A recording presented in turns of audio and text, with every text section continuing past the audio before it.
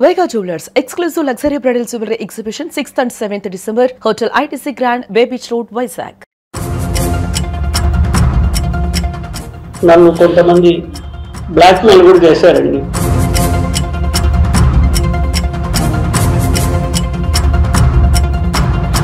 ఆ రోజు పరకామణిలో ఒక తప్పు చేశాను.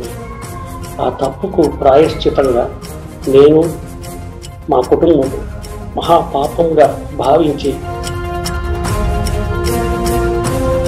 డబ్బులు ఇచ్చానని, ఆస్తి రూపంగా ఇచ్చానని ఏవేవో మాట్లాడుతున్నారు. వైద్య పరీక్ష నిర్వహించినా కూడా నేను దానికి సహకరిస్తానని, దానికి నేను సిద్ధంగా ఉన్నాను.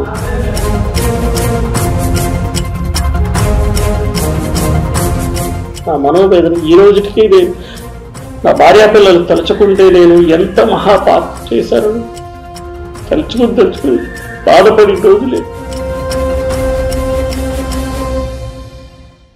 ఏపీలోనే సంచలనం సృష్టించినటువంటి టీటీడీ పరకామణి కేసులో A1 నిందితుడిగా ఉన్నటువంటి రవికుమార్ ఒక వీడియో రిలీజ్ చేశారు. ఆయన అందులో సంచలనమైనటువంటి విషయాలు వెలుగులోకి తీసుకొచ్చారు. ఇప్పటికే ఆ కేసుకి సంబంధించి సిఐడి విచారణ ముమ్మరం చేసి డిసెంబర్ 2వ తారీఖున సీల్డ్ కవర్లో హైకోర్టుకి నివేదిక సమర్పించింది. అయితే పరకామణి కేసుకు సంబంధించి 29 ఏప్రిల్ 2023వ తారీఖున రవికుమారు $990 అక్కడ దొంగతనం చేస్తూ ఏవిఎస్ఓ సతీష్ కుమార్కు పట్టుబడ్డాడు. ఏవిఎస్ఓ సతీష్ కుమార్ అతనిపైన కేసు నమోదు చేసి కేవలం 4 నెలల లోపలే దాన్ని లోక్-అదాలత్లో కొట్టివేసినటువంటి పరిస్థితి. సో అప్పుడు వచ్చినటువంటి ఆరోపణల నేపథ్యంలోనే రవికుమార్ అక్కడ దొంగతనం చేసింది $990, కేవలం 72,000 రూపాయలు ఇండియన్ కరెన్సీ మాత్రమే. అయితే 14,57,00,000కు సంబంధించినటువంటి ఆస్తులను ఎందుకు రవికుమార్ టీటీడీకి గిఫ్ట్ కింద ఇచ్చాడనేటువంటి విషయం పైన ప్రస్తుతం సంచలనంగా మారింది.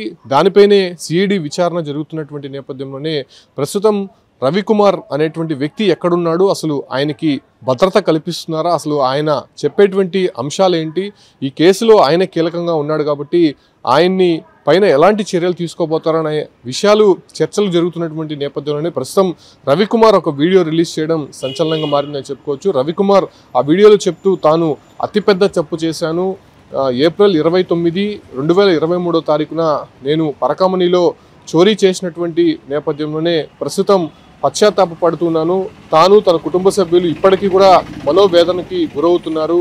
అందులో భాగంగానే ప్రస్తుతం జరుగుతున్నటువంటి విచారణ నేపథ్యంలోనే తనపైన పూర్తిగా కూడా అవాస్తవమైనటువంటి కామెంట్స్ చేస్తున్నారు. దాంతోపాటు కూడా తానేదో పర్సనల్ సర్జరీ చేసుకొని అందులో ఈ ఒక్క నగదు అవన్నీ కూడా తీసుకొస్తుందని చెప్పి ప్రచారం చేస్తున్నారు. ఇవన్నీ కూడా పూర్తిగా అవాస్తవము, తాను దొంగతనం చేసింది వాస్తవము, కాకపోతే అక్కడ శ్రీవారి సొమ్ముని నేను కాజేశాను కాబట్టి నా ఆస్తిలో ఉన్నటువంటి 90% మొత్తం కూడా శ్రీవారికి గిఫ్ట్ కింద నా సొంతం మీద నేను దానం చేశానే తప్ప ఎవరు ప్రోద్బలం లేదు, ఇందులో ఎటువంటి మతలబు లేదనేటువంటి విషయాలు రవికుమార్ చెప్తూ వచ్చాడు. కాకపోతే ఇక్కడ ట్విస్ట్ అంతా కూడా పరకామణిలో చోరీ చేసేటువంటి రవికుమార్కి 14 కోట్ల రూపాయల ఆస్తులు ఎలా వచ్చాయి, సో అప్పుడు ఎందుకు అతనిపైన రాజీ చేయాల్సినటువంటి అంశం ఎందుకు వచ్చింది? ఒకవేళ రవికుమార్ తప్పు చేసి అక్కడ దొంగతనం చేస్తుంటే, దొంగతనం జరిగింది కాబట్టి కేసు కట్టారు కాబట్టి ఆ కేసు ఎందుకు కంటిన్యూ అవ్వలేదు, రాజీ చేయడానికి అసలు ఎందుకు ఆ సందర్భం వచ్చిందనే విషయాలపైన ప్రస్తుతం తీవ్రంగా చర్చ జరుగుతోంది. ఈ నేపథ్యంలోనే రవికుమార్ ఒక వీడియో రిలీజ్ చేయడము, తన ఆస్తిలో ఉన్నటువంటి 90% శ్రీవారికి రాసిచ్చాను, తనకి రియల్ ఎస్టేట్ బిజినెస్ ఉంది, కేబుల్ బిజినెస్ ఉంది, ఇందులో వచ్చినటువంటి ప్రాఫిట్స్నే నేను రాసిచ్చాననేటువంటి రవికుమార్ చెప్పడం ప్రస్తుతం హాట్ టాపిక్గా మారిందని చెప్పుకోవచ్చు. అయితే రవికుమార్ విడుదల చేసినటువంటి వీడియోకి సంబంధించి తాను ఏ పరీక్షకైనా సిద్ధము, సో ఇప్పుడు నా పైన ఆరోపణలు చేస్తున్నటువంటి విధంగా అదే రకంగానే కేసు దర్యాప్తు జరుగుతున్నటువంటి సందర్భంగా తనపైన జరిగినటువంటి ఒత్తిళ్లకు సంబంధించి పూర్తి వివరాలు తాను సిఐడి అధికారులకు ఇచ్చాను, సో అక్కడ తేలేటువంటి అవకాశం ఉంది కాబట్టి ప్రస్తుతం ఈ ఒక సర్క్యులేషన్స్ అనేది ఆపాలి, తమ కుటుంబం అనేక సందర్భాల్లో కూడా మనోవేదనకి గురవుతుందనేటువంటి విషయాలు చెప్తూనే రవికుమార్ ఈ వీడియో రిలీజ్ చేశారు. అయితే పరకామణి కేసుకు సంబంధించి ఇప్పటికే అటు వైసీపీలో ఉన్నటువంటి కీలక నేతలను, అధికారులను పిలిపించి సిఐడి విచారించింది.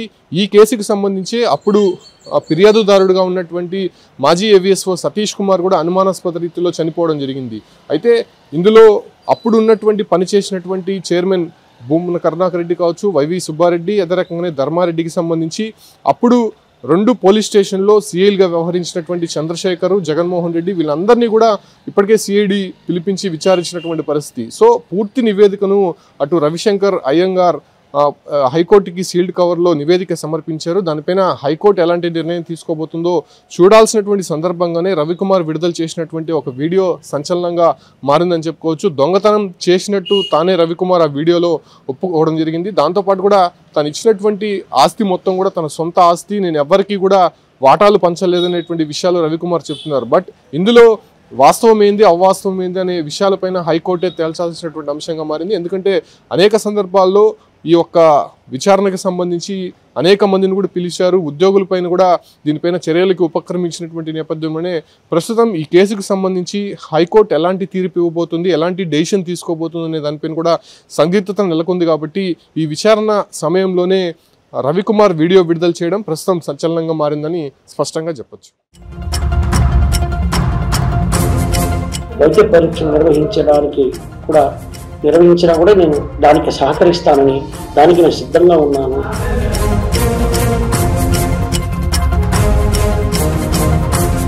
నా మనోవేదన ఈ రోజుకి నా భార్యాపిల్లలు తలుచుకుంటే నేను ఎంత మహాపాపం చేశాను తలుచుకుని బాధపడి రోజులే. నమస్కారం అండి, నా పేరు రవికుమార్ అండి. నేను పెద్ద జీఆర్ స్వామి మఠంలో కొంతకాలంగా గుమాస్తాగా పనిచేస్తున్నాను. అలాగే కేబుల్ బిజినెస్ ఉంది, రియల్ ఎస్టేట్ వ్యాపారం కూడా చేసుకుంటూ ఉన్నాను. గత 2 సంవత్సరాల క్రితము ఏప్రిల్ 29వ తారీఖున 2023 ఆ రోజు పరకామణిలో ఒక తప్పు చేశాను. ఆ తప్పుకు ప్రాయశ్చితంగా నేను, మా కుటుంబం మహాపాపంగా భావించి నా ఆస్తిలో 90% స్వామివారికి ఇవ్వాలని అనుకున్నాము. అలాగే స్వామివారి పేరు రాసి ఇచ్చాము. కానీ దాన్ని కొంతమంది మరోలాగా భావించి దాన్ని ఇంకోలాగా మాట్లాడుతూ కొందరు ఒత్తిళ్లతో నేను చేశానని, కొందరికేవో నేను డబ్బులు ఇచ్చానని, ఆస్తి రూపంగా ఇచ్చానని ఏవేవో మాట్లాడుతున్నారు. అది కాకుండా నా ఆస్తి నేను స్వామివారికి ఇవ్వటానికి ఎవరికో ఎందుకు ఇస్తాను చెప్పండి. అది కాకుండా నన్ను కొంతమంది బ్లాక్మెయిల్ కూడా చేశారండి. ఆ బ్లాక్మెయిల్ చేశారు. వారి మీద కూడా కొంతమంది మీద కేసులు కూడా పెట్టడం జరిగిందండి. నా బాడీలో, నా అవయవంలో నేను కొన్ని శస్త్రచికిత్సలు చేసుకున్నానని ప్రైవేట్ పార్ట్లో దాని గురించి చాలా అసభ్యకరంగా మాట్లాడారు. ఇది గత 2.5 సంవత్సరాలుగా 3 సంవత్సరాలుగా నేను, నా కుటుంబ సభ్యులు, నా భార్య పిల్లలు మనోవేదన చెందుతూనే ఉన్నాం. ఈ రోజు వరకు కూడా మేము ఆ బాధ నుంచి కోలుకోలేకుండా ఉన్నాం. వాటి గురించి డిబేట్ పెట్టడం, మా గురించి అసభ్యంగా మాట్లాడడము మేము తీసుకోలేకపోతున్నామండి. దీన్ని పై న్యాయస్థానం వారు నాకు ఎటువంటి వైద్య పరీక్షలు నిర్వహించినా కూడా నేను దానికి సహకరిస్తానని, దానికి నేను సిద్ధంగా ఉన్నాను. ఆ యొక్క వైద్య పరీక్షలు లేవని నేను నిరూపించుకుంటాను. ఎందుకంటే అవన్నీ అవాస్తవాలు. వీరు చెప్పేవన్నీ ఏది కూడా వాస్తవాలు కాదు. దయచేసి అర్థం చేసుకోండి. నా మనోవేదన ఈ రోజుకి నా భార్యాపిల్లలు తలుచుకుంటే నేను ఎంత మహాపాపం చేశాను తలుచుకుని బాధపడి రోజులే. ప్లీజ్